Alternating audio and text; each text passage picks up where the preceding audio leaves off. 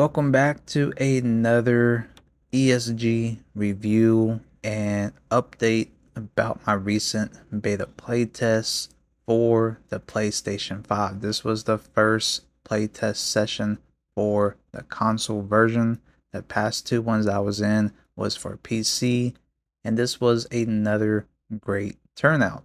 Now, this one compared to the previous build was kind of rough, but there was a lot of improvement. Of course, with improvement to the game, you're always going to have something else that's going to have issues. So, this is why we are beta playtesting it to give the devs feedback so they can continue to go back and fix some things, which for the most part they are completely aware of and they already have some fixes in place and or already fixed it. Is just they might not have got it out for this current build or so, but these devs are certainly aware of everything and they are quick on fixing and addressing all the issues that we have been having. But as I say that this build session was kind of rough because there were some learning curves. It was like each playtest session I was in, you always have a learning curve with any new improvements that they have, and of course, adapting to the newer issues. And that's what happens when you beta playtest these games. As far as the build, I preferred certain things on the previous build compared to this build version, but once again, this is the first playtest on the console, so of course we're going to have a rough start.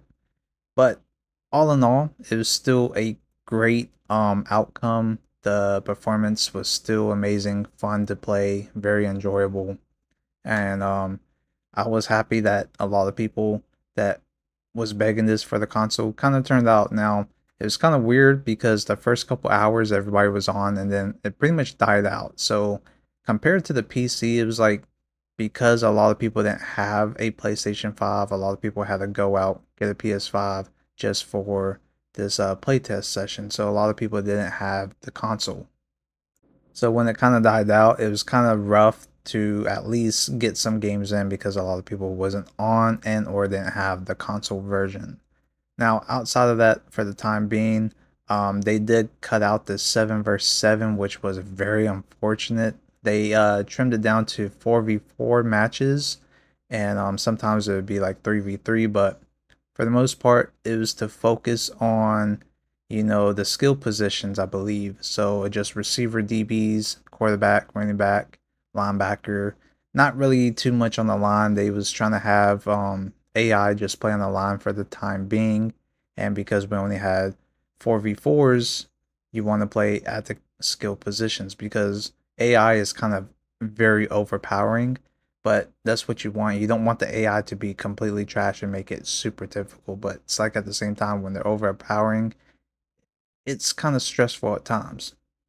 And of course, they're already aware of the AI. They're trying to balance it and all that good stuff. So, like I said, they're aware of every single detail, every single thing, and they're already on top of their game of addressing these issues and fixing and just doing a bunch of stuff that is making this game improve every single time during the playtest session.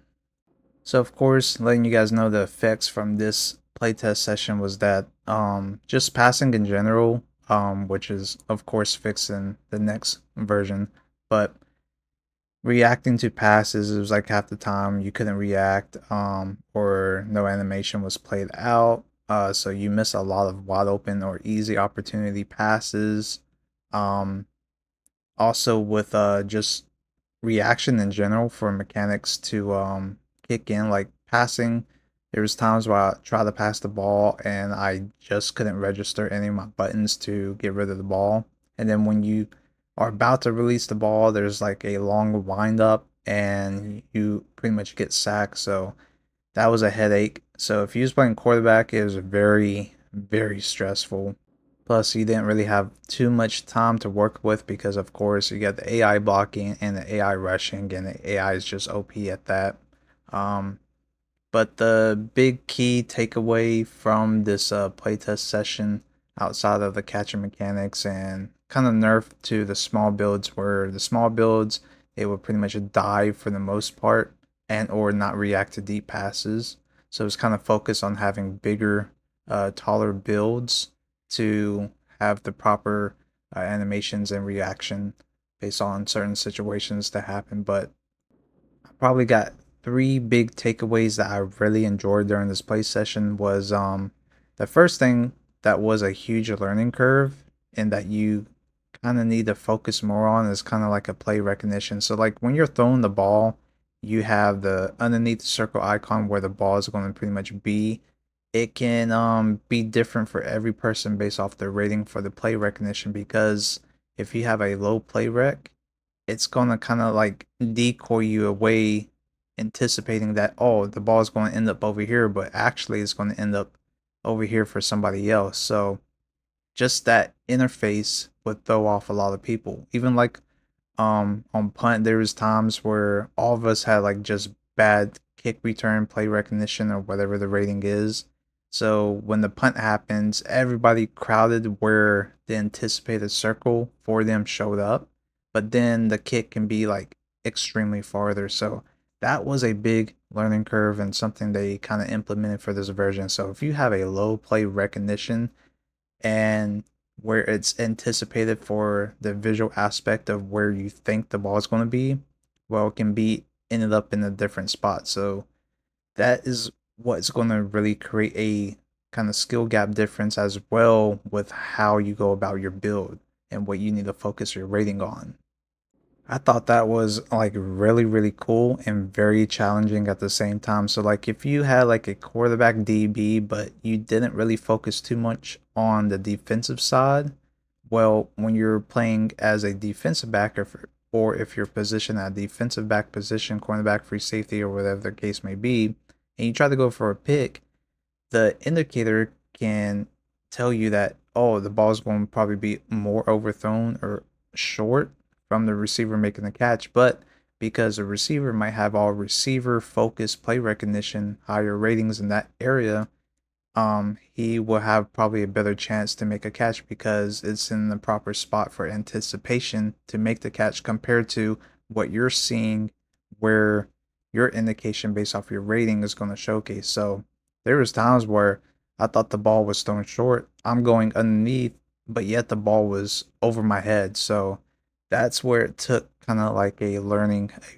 very big learning curve to get used to. And then I had to, change my builds and kind of focus more on the play recognition rating. The second takeaway from this build version that I thought was a great improvement, but can't really tell because we only had 4 versus 4 and more AI on the field, was the run game. Like in the last version build, what 7 versus 7 players, the run game was just super difficult to stop, and it was super easy if you was really good running the ball. But with that being added, as far as tackling too, it was very difficult in the last build to tackle. This build, um, it felt much more better to tackle, especially if it's user 1-on-1, depending on your build and the ratings. But of course, what helped out was the AI tackling, so a lot of people didn't really run the ball. In comparison to the last build version, everybody was running the ball and it was just very difficult, depending on also if you had very great users at offensive line.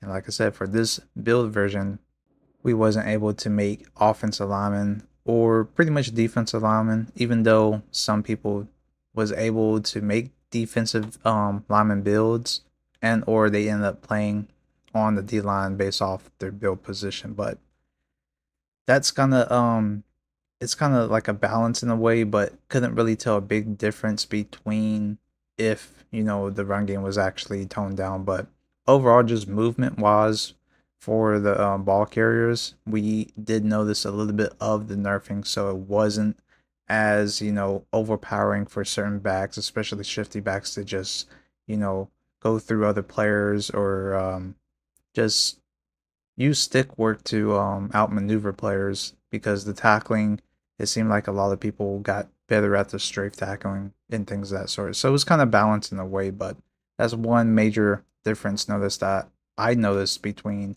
this version build and the last build.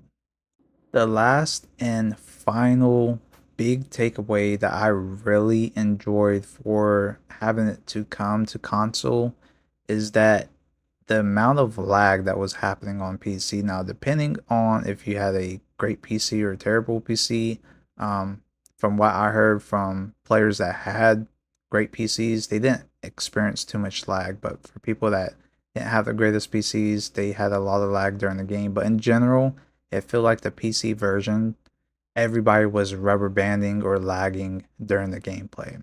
As far as the PS5 and having it on a console, you did have like a lag spike for like the first two plays, but outside of that, the rest of the game, the gameplay was smooth and there wasn't much rubber banding or too much lag during the match, and it felt really great. That's one big thing that I was looking forward to see if they was gonna have a fix for that when it came to console. And my God, it was beautiful how smooth it ran on my end. Now, one of the devs had made like I call it the God build, the Rennie Moss build. The one game that he showed it off to us, he was on my team. He told me just chuck the ball up to him. It doesn't matter what down it is, what the distance is, just chuck him the ball. He's going to make a head top play. And my God, it was probably the greatest thing ever. Even though it was kind of super overpowering, the things that he was able to do was just simply amazing to witness. And I feel like it was great to have that type of build, especially against somebody that doesn't have a tall build or a defensive build.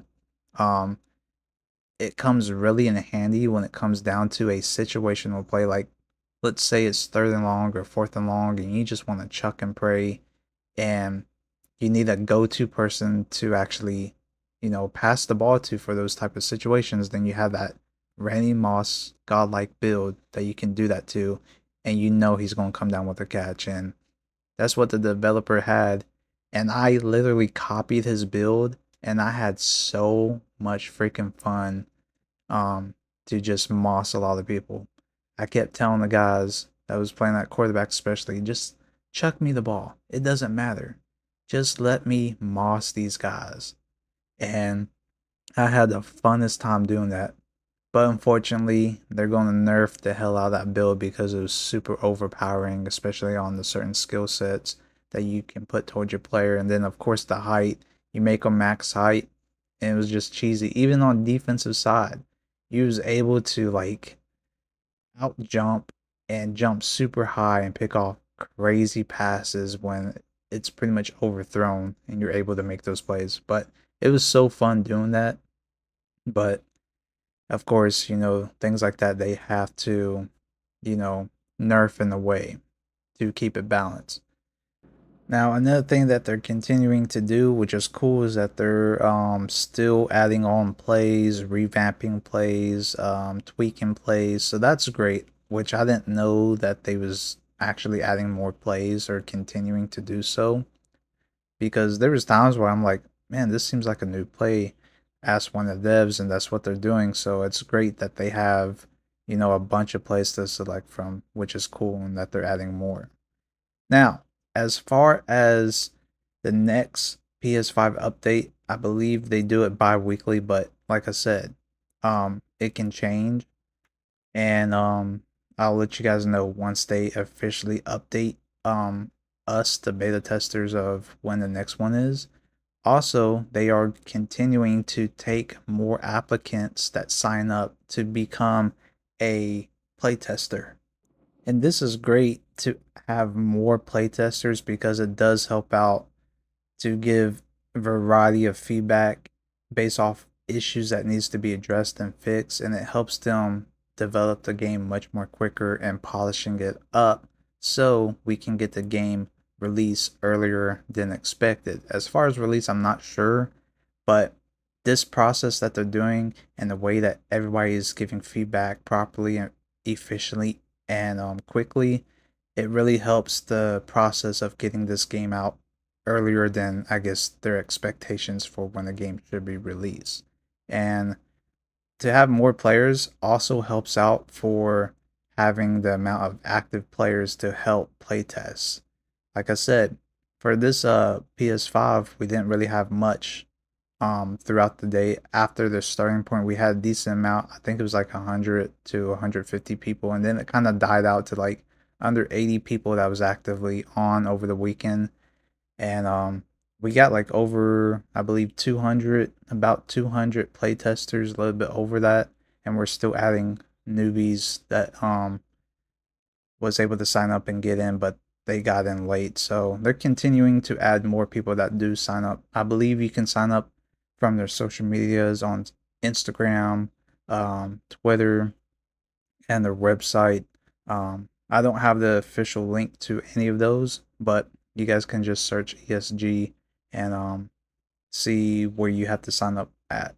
Um, but I would try my best to find a link if it's not in this video. Hopefully I'll put it in the description later on. But as of right now, I believe they will announce when the next sign up is, and they will let you guys know on their social media accounts and things of that sort.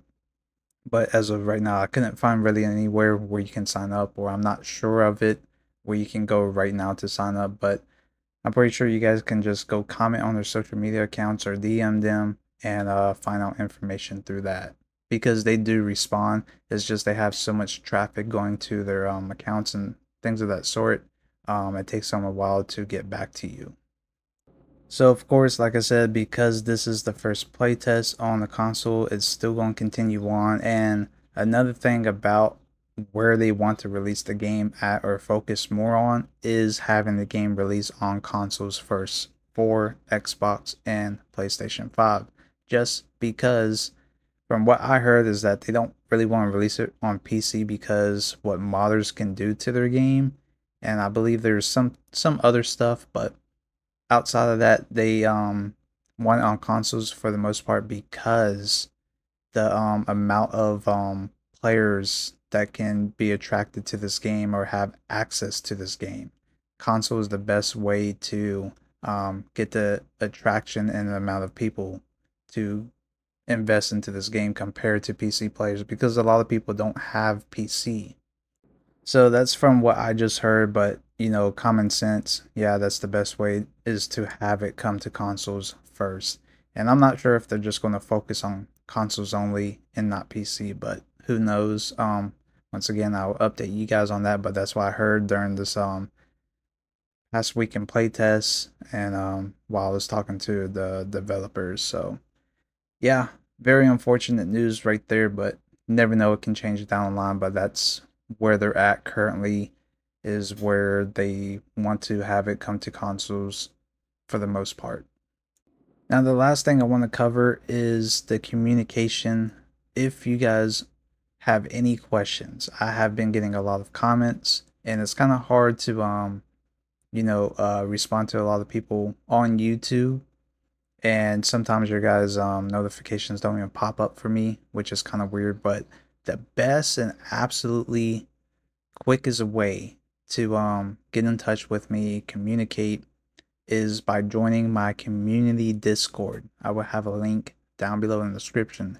You guys can come in there, chill with me, and ask any questions that you guys have questions about, if it's ESG or anything else, or it's another way that you can play me and others, um, just in general, if it comes to college football or whatever the case may be.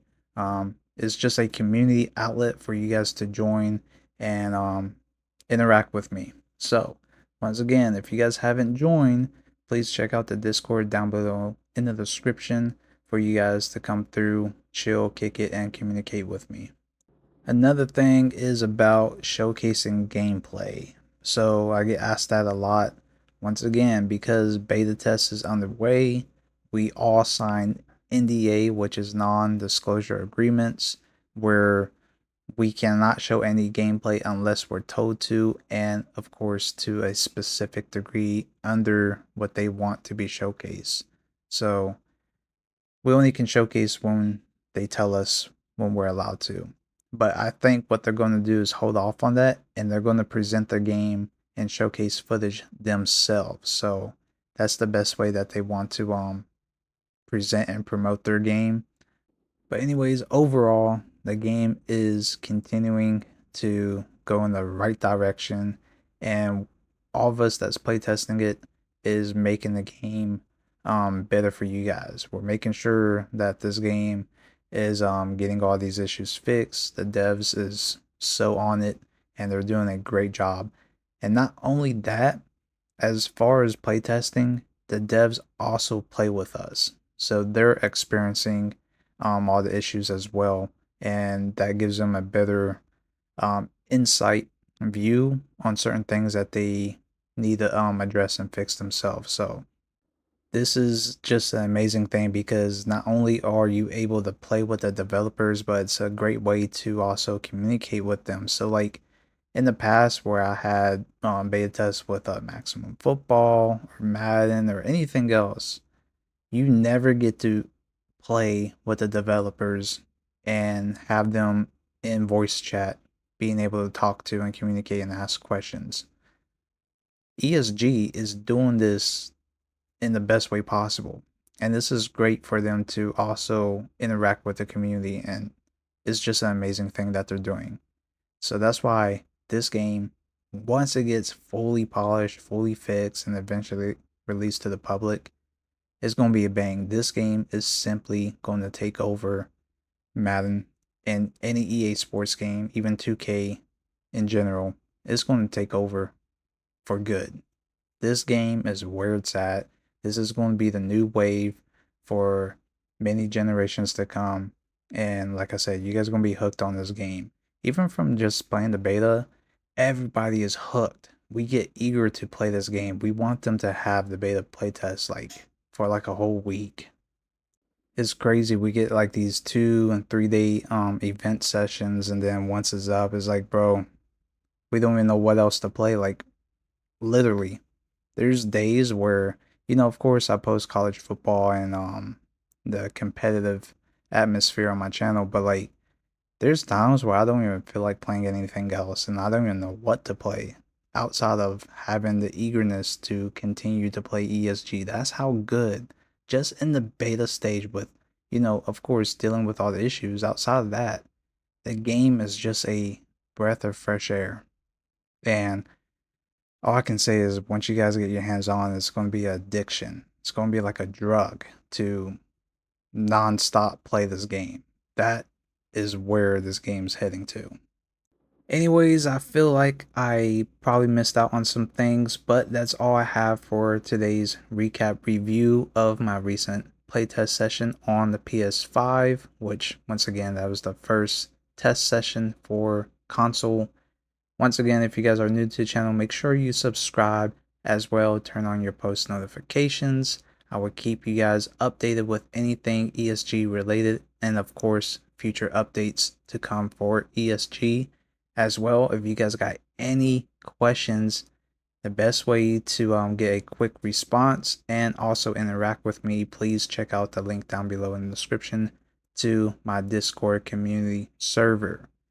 Anyways, guys, until next time, I will see you guys in the next one. I'm out. Peace.